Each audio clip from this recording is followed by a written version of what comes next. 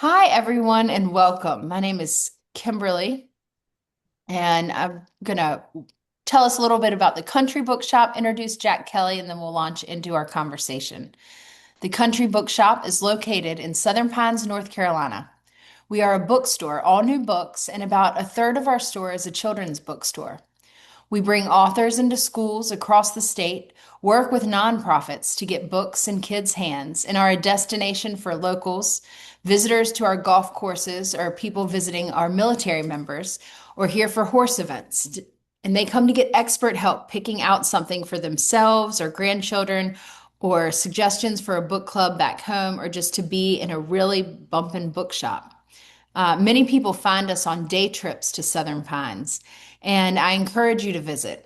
People come to eat and walk down our streets, to shop in all the other locally owned stores, to experience our music, and to exist in a space where people engage with each other in meaningful interactions on a daily basis. We love being in the town where the North Carolina Literary Hall of Fame is located, just up the hill from our store at the Weymouth Center for the Arts and Humanities. The Country Bookshop is approaching our 75th anniversary, and for the last 15 years has been a part of the Pilot newspaper, our local newspaper that is nationally recognized as a leader in delivering community journalism and also is a part of a statewide media company that specializes in magazines across North Carolina.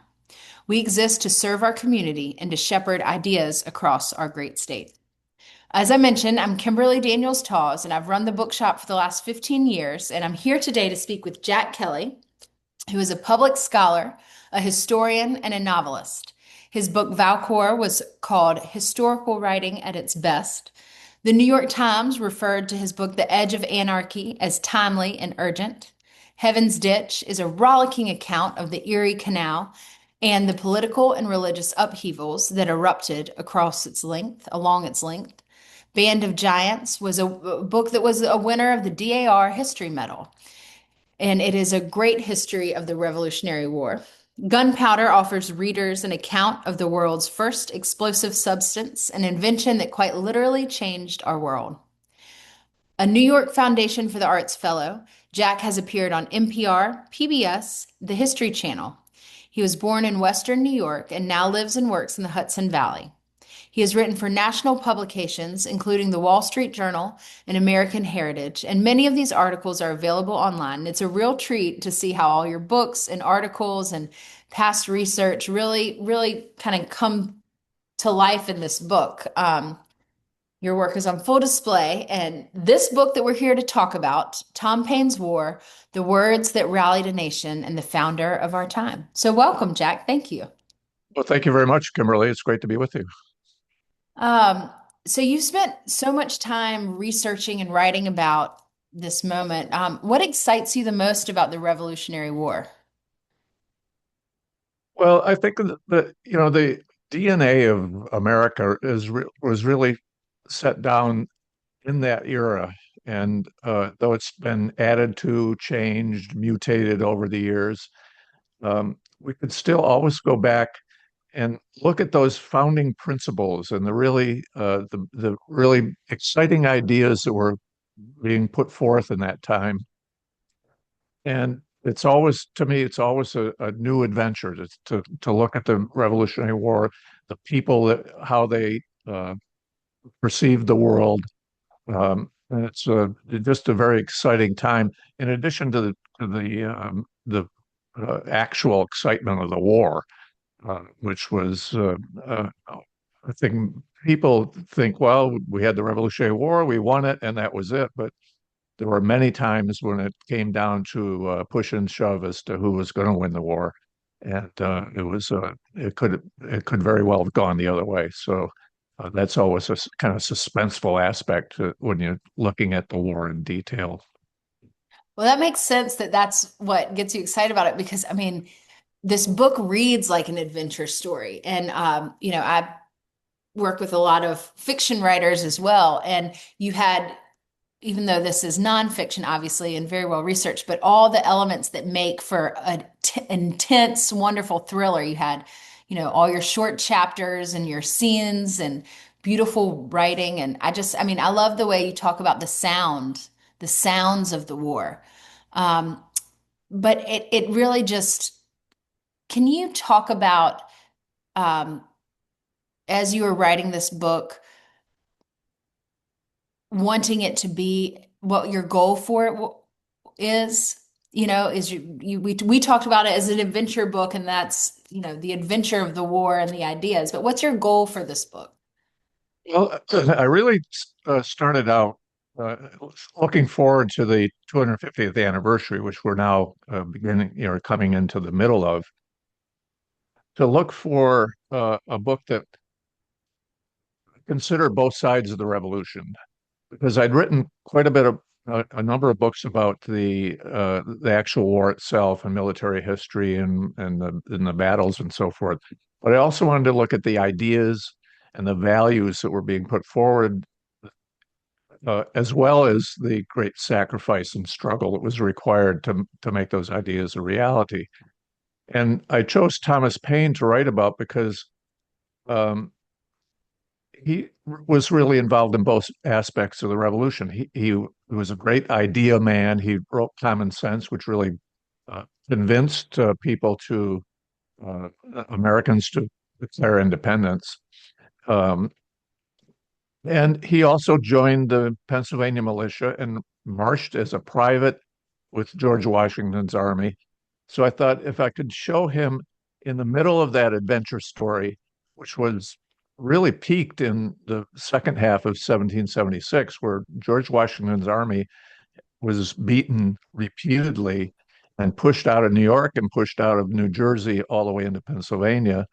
Um, if I could show Thomas Paine in that exciting context, I could get people interested in what he had to say about equality and liberty and natural rights and so forth in his writing. So the goal of the book was to tell an exciting story about a very fascinating character, um, and also get across the information about the ideas and um, the values of the founding era. You did it such a good job with it because you set it up so that you understand how it was the ideas that carried the war to its conclusion more than anything else. You have, and I want to go into the way you explain the flywheel and how you understand that momentum, but you have American in the book, and I hope everyone watching or listening buys the book from the Country Bookshop, but you have the American Crisis, what Tom Paine published halfway through, that the whole book centers around. It's in the appendix in the back of the book. How do you want readers to come to that? Would you have, if you had your way, would you have readers read The American Crisis, his actual, Tom Paine's actual words in the back of the book, and then come to the front of the book? Or what's your um, preferred way to lay out this adventure for us all as readers?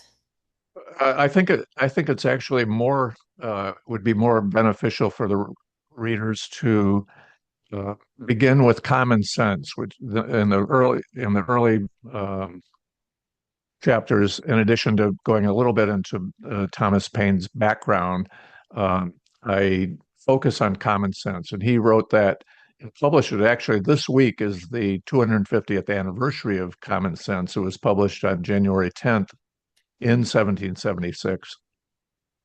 And that was, even though the war had started the year before, uh, most Americans were not in favor of independence uh, up until they read Common Sense. They were looking for reconciliation with the British Crown. They were used to living under a king. They had no uh, many people still revered the king, and it was Thomas Paine that really convinced them that it was too late now. They had to declare independence, and that was the, going to be the beginning.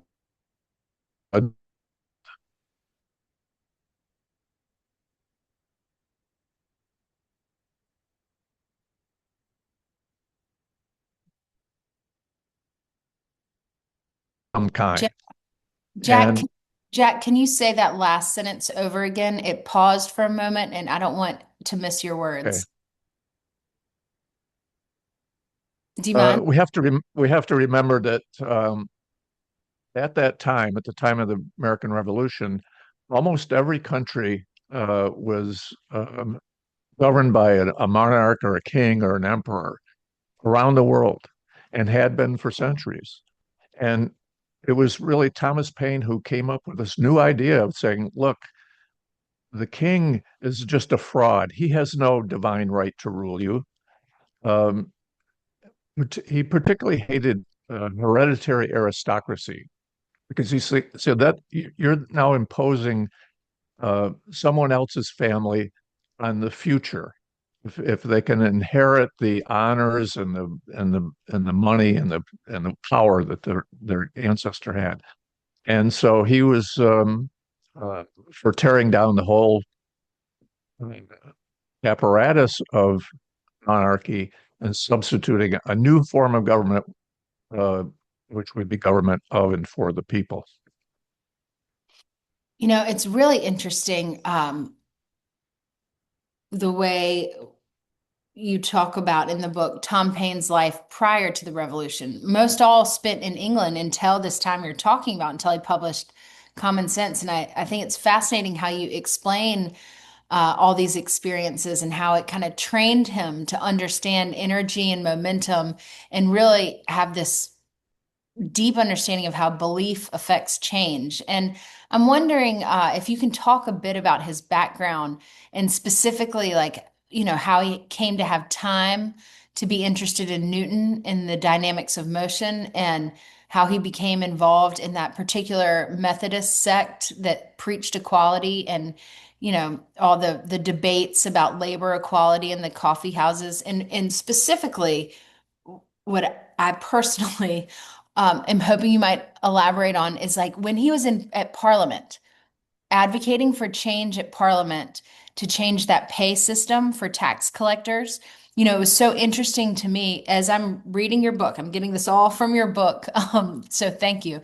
But that was kind of his last maneuver, and then it all fell apart. And then he came to America and then wrote Common Sense and just lit the American movement on fire after being such a part of trying to change the system there. Is there more information about what he was doing at Parliament before he came to America, trying to change the system?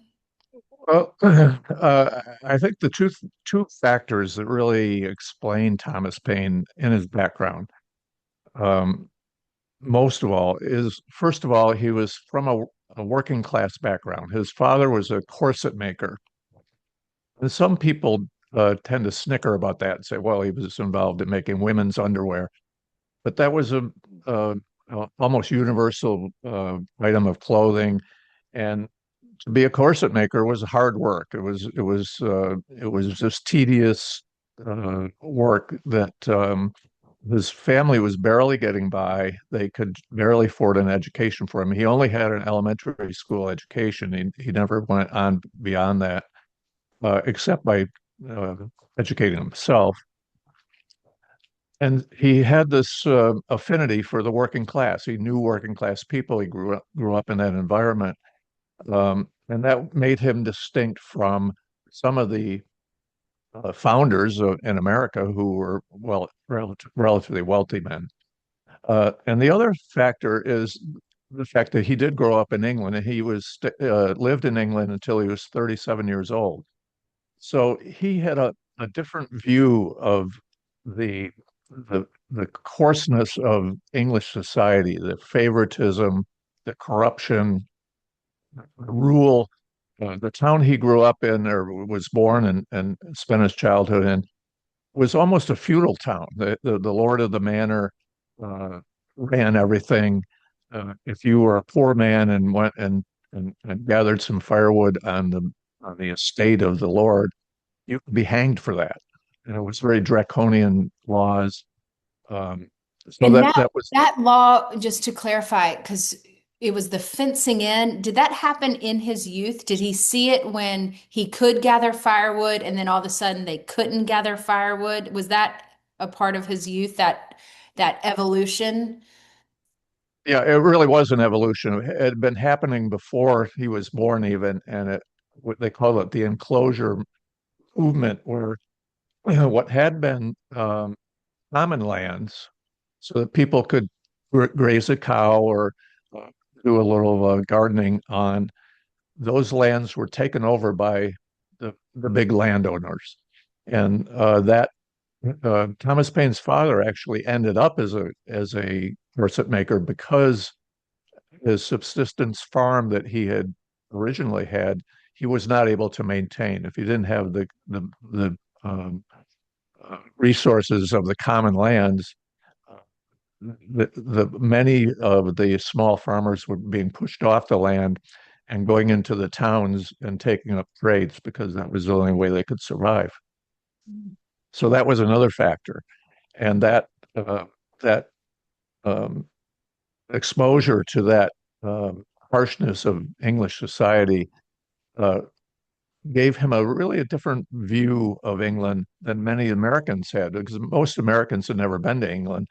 They just had this kind of nostalgic view of the old country over there, and the aristocratic system was much more benign in America than it was in England. So the kind of class element didn't exist for them. A lot of farmers in America were pretty well off. So those two factors, and he, after being a corset maker, he did get a job as a tax collector, as you mentioned. Um, and really, his first involvement in the political affairs was the other tax collectors asked him to write up a petition and try to push the petition through Parliament to give them a raise. And he that was one of his early tasks in writing, was to write that petition. He got a lot of signatures for it. He took it to Parliament, and he was just a lobbyist. He tried to get the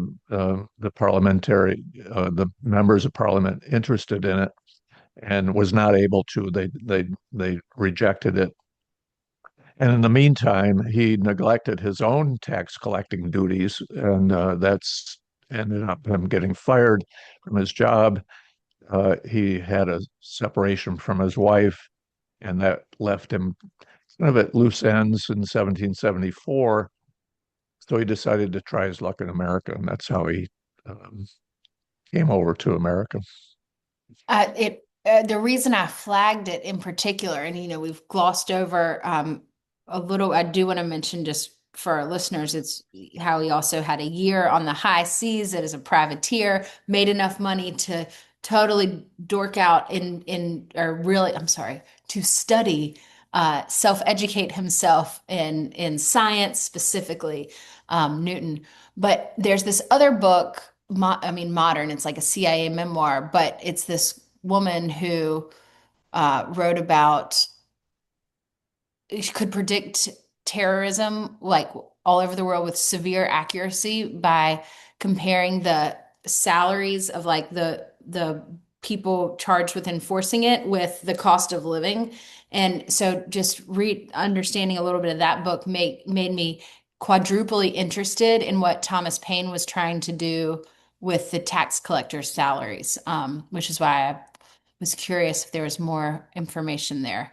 Um, but one of the other things you bring up that I would, and you compare, and part of the reason why I love this book is, it's fast paced. You have the adventure. You're bringing in the momentum. We're there with everybody in the war parts. But you also talk about, you compare the printing press of that time to social media in our day, and you use aspects of imagery and American crisis as a connection to like modern day memes. And can you talk about the distribution of information then, and just verbalize what you say in the book about your comparison to today, and the competition that was happening in Philadelphia um, of the printing presses. Yeah, America was unusually had an unusually high literacy rate at the time of the Revolution, um, for a large part because, particularly in the North and in New England, there was a great emphasis on reading the Bible because the Puritan, the Protestant approach to religion. Everybody should have to read so they could read the Bible. And that was much more than almost all of Europe. There was a pretty high level of illiteracy. But in America, people read and they read newspapers. Newspapers were becoming a little bit cheaper then. They weren't down to the penny newspaper, but they were more available. Uh, uh, and newspapers would be published and then they would be available in taverns and people had an opportunity to read newspapers. The same thing with the pamphlets. The idea of a pamphlet, we think these were really just small books. About I think Common Sense was 46 pages. So they were relatively cheap. They were not bound. They were, just a paper, like what we call a paperback, and they were passed around, and they were affordable for quite a number of people.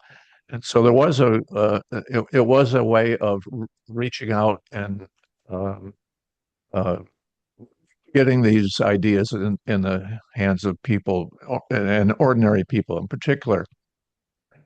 The really remarkable thing about Common Sense was that there were many other pamphlets being produced at the time of the Revolution, and they were almost all written by intellectuals for other intellectuals. It was like they'd be written by lawyers, for example, or ministers. And they used a lot of quotes from the classics and a very highfalutin kind of language. And Thomas Paine, people were startled when they picked up Common Sense because here it was, he was just talking to ordinary people and in very blunt language. And so it was a common language for common people, and then he called it common sense. And if, as I always say, if these were like social media posts, then common sense was the first viral post. It just sold like uh, Thomas Paine claimed that he sold, I think, 150,000 copies, which um, some scholars have looked back at the printing capacity of all the colonies, and they could never have produced that many. So they think, but maybe 100,000 copies, would be a huge bestseller even today with vastly larger country. Um, and it was also read in uh, out loud in taverns. Thomas Paine was always a frequenter of taverns, and when he was in England, he used to participate in tavern. He'd have formal debates over public issues, and he would win prizes for his argumentation in the taverns, and then meanwhile drinking pints of ale and having a good time as well. Uh, and so the Common Sense would be available in the taverns and the coffee houses in Philadelphia. And Philadelphia had a working class that was very radical, and then a sort of moneyed class that was much more conservative. And Paine really got along well in Philadelphia. He loved that kind of ferment of ideas and all the coffee houses. It always seems like if you read about the ordinary life of that time, they went from being over caffeinated to being a little bit boozed up. And you can imagine there's a lot of talking and discussion, and so it was the idea got across to people through common sense that this king is just we don't have to um, be attached to the king as the father of the country. And one other thing I would mention is that uh, the success of common sense was helped along by the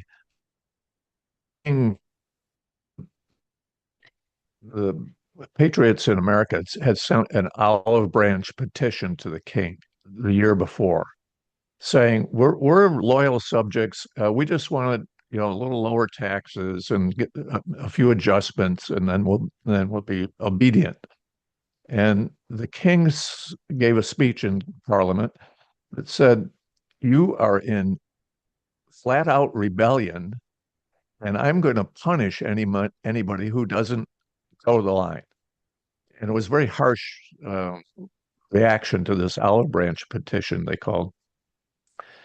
Word of that didn't arrive until right at the end of 1775 and January of 76. It was almost simultaneous with the publishing of Common Sense.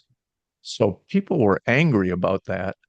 They thought that the king was slapping them in the face. And here was somebody coming along and channeling that anger and saying, if you don't like it, here's what you can do. Start a new form of government. It's government by the people. I'm so glad you brought that up because timing is literally my next question. Because that is what really comes through in your book is that common sense had been written, ready to go, waited for the moment when people were ready to hear it and needed to hear it, and then it kept that wheel going. And then most of the book is about the adventure and the struggle and the details of the war. And then American Crisis is written in a way that just transformed. Can you talk about your analogy that you have in the book and the way you understand what you call the flywheel of momentum? Yeah, I think people uh, often look at history as a row of dominoes, and one domino knocks over the next, and then that knocks over the next, and it's a cause and effect. And I've always thought that it's more productive to look at history as you mentioned, a flywheel. Something gets it moving, and then other uh, um, impetus it accelerates it. Various factors will accelerate it, maybe some slow it down, but it's a cumulative process, and it eventually uh, develops more and more acceleration. So, in the case of you could say that about common sense to a certain extent, and particularly in the American crisis, which Thomas Paine wrote that in um, December of 1776, at the end of the long string of defeats for George Washington's army. They'd been pushed all the way out of New York, out of New Jersey, and they were out in Pennsylvania. And they really thought, and George Washington himself, as I always point out, he wrote to his brother at that point, and he said, I think the game is pretty near up. And his army had shrunk down to only a few thousand men. They had very little resources. And Paine knew that they needed a boost in morale. And Before you go on can you talk a yeah, little bit more about that moment? Because so much for our listeners or watchers or whatever, so much of the book is in-depth detail about the struggle, these humans with bloody feet and really the despair and Tom Paine walking along with them. Can you give us a little more detail as you do in the book about really how bad it was and the psyche, how bad the psyche was and how nobody was coming to help. yeah. It's funny you mentioned that about the uh, uh, when people ask me, how do I get a feel for what was really like to be in the American Revolution? I always say, at least in our neck of the woods, I say, well, wait until winter when there's snow on the ground, go out and walk around with bare feet, and you'll see what these people experienced. Um, Shoes were optional then anyway, and most shoes were not very well made. And men who even had shoes, they usually often would disintegrate, and they marched around barefoot through the snow. And the hardship that was uh, uh, piled on top of the fact that they had been defeated so often. They lost the Battle of Brooklyn in New York City. The British captured New York City as was then. They were defeated at White Plains. They were defeated. They lost the fort at Fort Washington, which was up in part of Manhattan Island. And then the British pushed the Patriots through New Jersey. They couldn't take a stand. They just didn't have the power to take a stand. They kept retreating and retreating and retreating across New Jersey. They crossed the Delaware River and took all the boats with them, and that was gave them a chance to get a breather because the British were not able to cross the river behind them. And that was the low point. That was the real uh, crux of the revolution there. And But for the army, but also leading up to what you set up in the book to where Thomas Paine's words enter the way that this was affecting the civilians, the reality for the civilians in New Jersey and the people um, at that moment who were not the soldiers, shoeless soldiers. yeah, I've always tried to get across the idea that the, the Revolutionary War was not a costume drama, as we sometimes led to believe. Well, they had these nice uniforms with the gold braid and it was all orderly. It was a very brutal form of warfare, and one of the aspects which I try to bring out a little bit in the book is that sexual violence as a weapon of war is not just a modern thing. It was used as it goes back way back, and it was certainly used in uh, the Revolutionary War, and in particular in that campaign, because the British were moving quickly into areas that had been controlled by Americans and been now taken over by the British and the Loyalists. And rape was common, and it was documented. And the men in the army knew about it, and that was some of the source of their anger. And Thomas Paine, in writing the American Crisis, tapped into that anger. So it's, of course, the opening line of the American Crisis. These are the times that try men's souls is the one line from Thomas Paine that almost everybody is familiar with. So, but he went on to very effectively tap into that anger, uh, kind of shame the loyalists, those who still cooperate with the British, he referred to them as summer soldiers and sunshine patriots, that they weren't sticking by the cause. So uh, it was a very, very effective morale booster. Can you also, you talk about translating our imagery of the war, but can you also translate the word crisis, what it meant then versus how we understand it in, 2026? Well, it was interesting to me because I sort of like to look into the background of words, and that word had come from a medical term. Crisis of an illness was the point at which the patient either began to improve and or began to sink down towards death, and it had that fork in the road aspect to it, that we can go this way or we can go that way. And I think that's why Paine chose that as a title for the essay was um, we have it we have the ability to pull this out, or if we don't, it's going to it's going to be the end. And it really did feel that way. And I think a lot of people were convinced that the cause was lost, and there were others who said, we're never going to give up.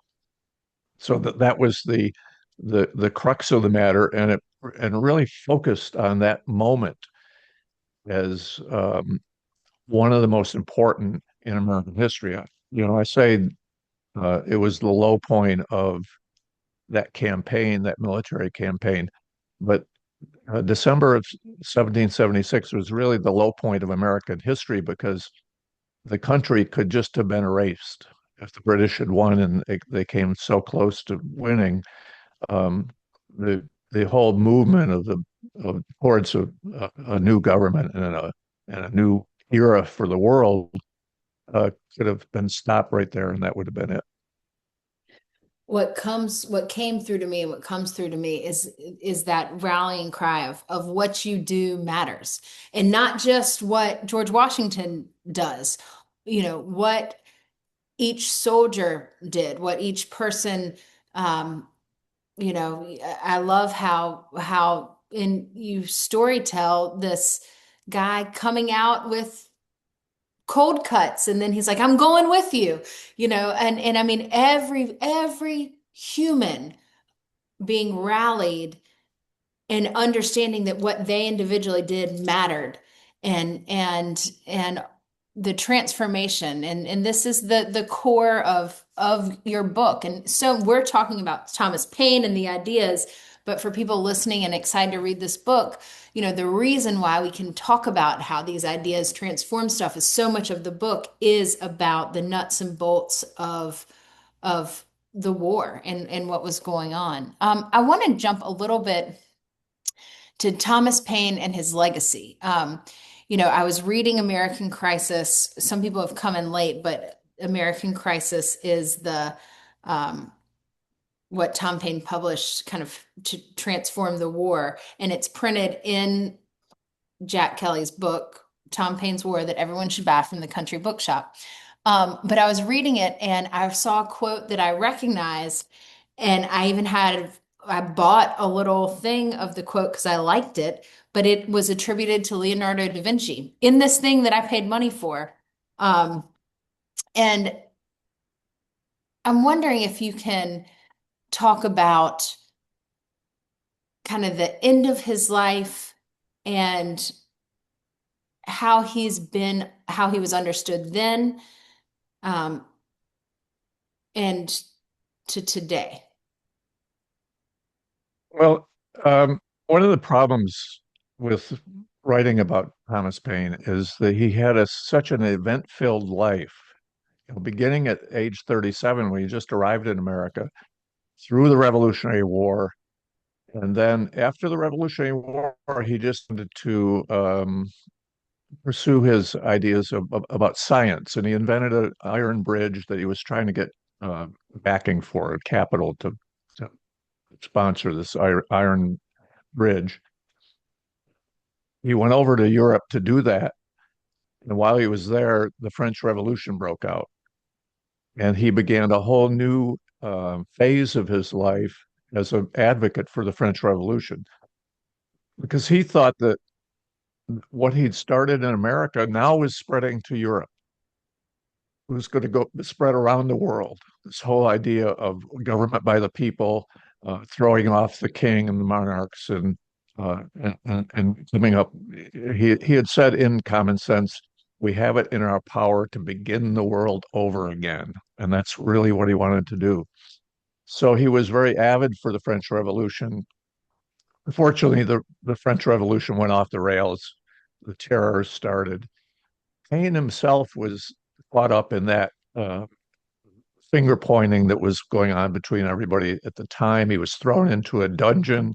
He came very close to having his head cut off, and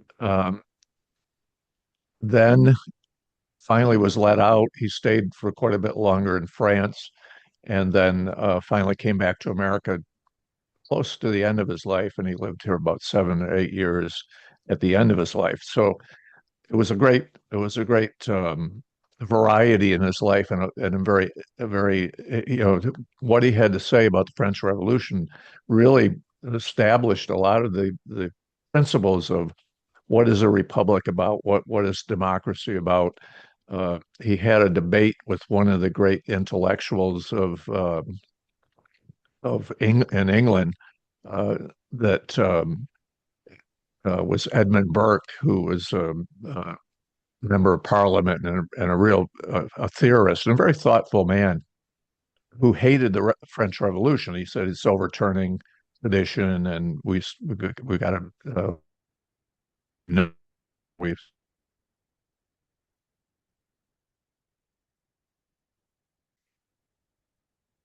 Ooh,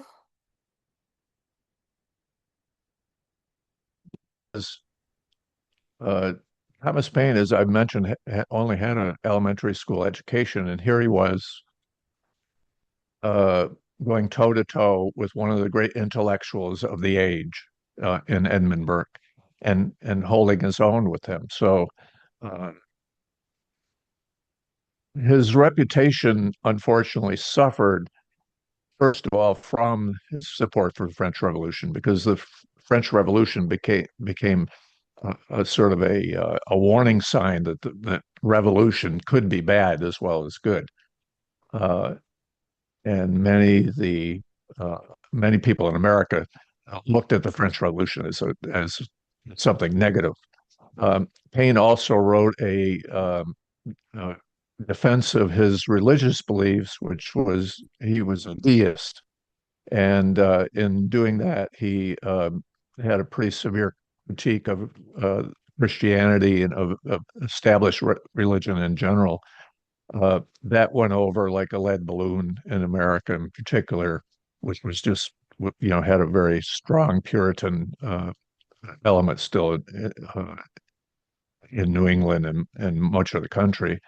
And that also tore down his reputation. So uh, I think the effects of those have gone on even down to today. That Paine tends to be neglected, in spite of the really brilliant contributions he made during the Revolutionary War.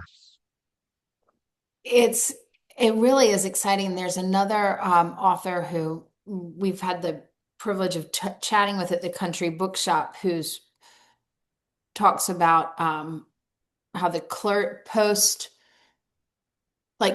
Revolutionary War, how the way the government was set up, there are lots of clergy and kind of like a spreading of religion to counteract and just how unpopular Paine became specifically because of that, as you said.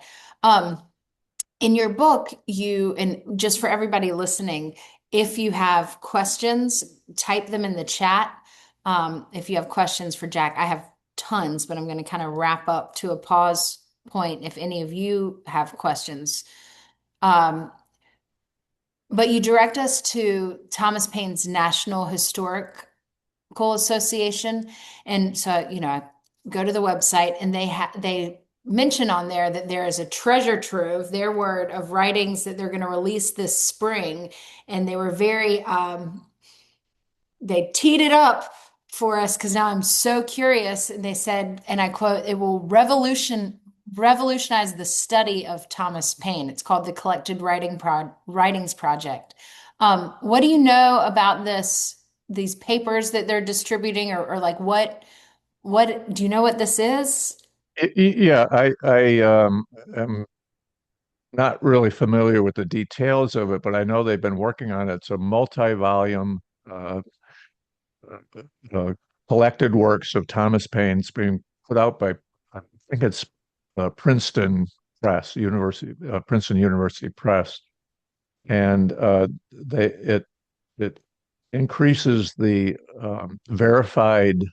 They have now these computerized ways of verifying what is written by what author, and they've expanded the works of Thomas Paine by 50% at least. They haven't said all that much about how it changes the view of him. I guess they're saving that for when the book comes out, but um, it's it it's I think showing, for example, in the standard biographies of Thomas Paine, and in my book as well, because I had to rely on those. He meets Benjamin Franklin uh, in England briefly, and then gets a recommendation from Benjamin Franklin when he comes over to America. And I think the new idea is that he was much more friendly with Benjamin Franklin than that. He and actually collaborated with Franklin on writing projects in England that were not known about before. So I think it's going to be very exciting when that does come out, and it's going to be, um, and I hope continue my reevaluation for my book of Thomas Paine. And it is true that uh, Paine and Franklin were really very close, and they had a similar background. They were both interested in science, and it was certainly very conceivable that they did a lot of collaborating as well. So um, that's I would refer people to the Thomas Paine Historical Association website because you can get all of the current works of Thomas Paine there on the internet. So anything you want to look up about Thomas Paine is right there. I just put it in the chat. Okay, so Jack, if you do this, because that moment in time was also when he was at Parliament arguing for all this stuff. That was when he met Ben Franklin was hanging out with him. So, um, hopefully, as you're researching this, because I'm not a I just get to talk to all the people doing all this work. So maybe the next time I talk to you, you'll have done some heavy lifting around there and Yeah, because well, I'm not sure. I think it's like 7 volumes, so these collected works. So you've it's got a lot of time. reading. But Well, in the chat, I'm not seeing any questions, so I'm gonna keep going down. Uh, Lee, uh, jumping back, so as you're writing about the Revolutionary War and all the people who you write about the soldiers, you write about all these people, and I love the details. And but one of the things you said when Paine meets Lee, old Putt or whatever his name is.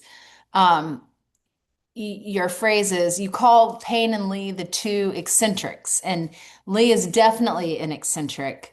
But it was interesting that you calling Paine an eccentric, and I was wondering if you think the term eccentric is applied to Paine, or did you do it because he has all these new ideas, or because he is do you think the term eccentric is applied to the person after those ideas are articulated or because they are different from the norm, or and do you think that an eccentric personality is a precursor to developing new ideas? well, I think that Charles Lee, who was a general and really one of the most prominent generals of the early part of the Revolutionary War, and many people thought that he should replace Washington because he was much more experienced militarily than Washington. He was also, like Paine, he was an Englishman who had come over relatively recently. Um, and by happenstance, he gets captured very early on in the war. And right during that December of 1776. And so he's out of the picture. Um, I think what I meant by eccentric was more just personal habits. Mhm. Thomas Paine, because he'd come up um, from a working class family and relatively poor, tended to dress very plainly. He did not go in for the sort of foppery that was popular among the more wealthy people then, uh, and very abstemious in a lot of his habits, um, and was just considered an oddball. He had been married twice, but he had separated from his wife, and he never really had a family life as we think of it either. So those were just personal habits that were comparable to Charles Lee, who was also, for some reason, he kept a pack of dogs with him at all times and used to talk to his dogs, and he'd have them at the dinner table. They'd be eating next to him at the dinner table. That was a little eccentric, and Thomas Paine didn't go that far, but he had his quirks. So let's put it that way. Again, I correct me if I'm wrong. I'm not seeing any questions come in. But the some of the book basics that I want to go into. Did you come up with the subtitle, The Words That Rallied a Nation and the Founder for Our Time, or was that your lovely publisher, who's a big publisher? Um, Yeah, that was more the publisher. It's intended as a kind of selling point. I also I was uh, very much interested in getting across the idea that he's a founder for our time, and we haven't really talked about that, why that is, but I Let's think, talk about it. Let's talk about that now and why that's yeah, important. well, I think that there are many people in America who um, sort of discount the founding era, particularly because they say, well, it was just a bunch of rich guys who were trying to put their own system into America, or look at George Washington and Thomas Jefferson. They owned slaves, so that was a they couldn't. It was hypocritical of them to be for liberty because they owned slaves. Um, and I think that in the and that's really had during the reevaluation that has gone on the last 10 or 20 years has become even more so. It's like, but Thomas Paine is a person who was not rich. He was definitely not rich. He certainly didn't own slaves. He opposed slavery. He was one of the few people then that opposed slavery. And he has lost the regard that he deserves. And I think people and, and used Thomas Paine to tap into the really richness and the valid ideas of the revolution. Um, and that's what makes him relevant for today, the idea of the rule of law that he talked about at the very beginning. This is like before America is even um, has come out of the womb, so to speak. He was talking about the rule of law. It's very, very important. And the having a broad voting base. He wanted to get everybody involved, whereas in those days it was a property requirement. You had to own property in order to vote. So a lot of those basic ideas he embodied and, and pushed for, and I think he's a good portal into the that real richness of the Revolutionary era.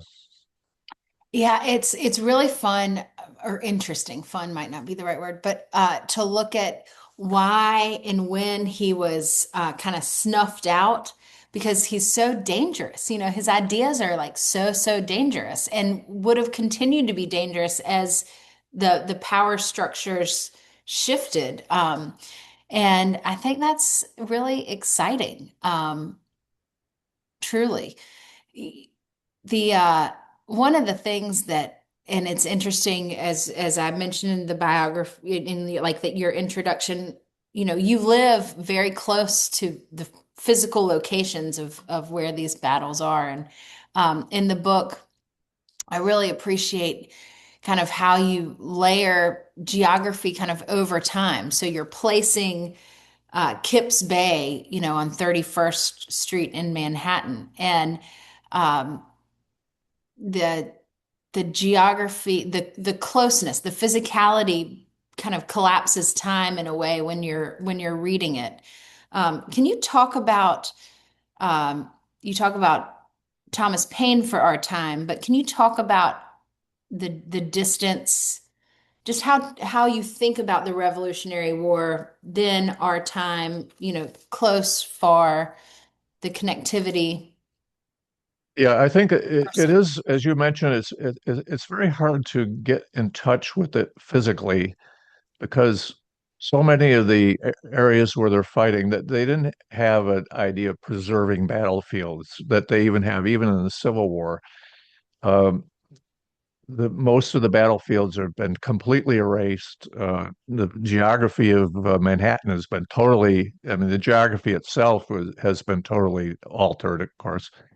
Um, I always point people towards Gettysburg. I said, when you go to Gettysburg, which I think many people do, you can see the dividing line between the national park, that's the battlefield, and everything else. And on one side of the road, it's McDonald's, it's stores, it's you know Starbucks, and on the other side of the road, it's this green happened, and that was like commercialism came right up to that point and stopped. And unfortunately for the Revolutionary War battlefields, most of them have just been overwhelmed by development, and that's hard to see. One of the few really, I think, evocative battlefields of the Revolutionary War is at Saratoga. And that was just fortunate because it had been a farm. It remained a farm for many, know, centuries actually, and then was taken over by the federal government as the Saratoga battlefield. And so that's a really evocative, you can really imagine this is where it was fought. This is where people were killed and their blood soaked into this soil right here. And that's, to me is always very moving and brings the reality of the struggle out.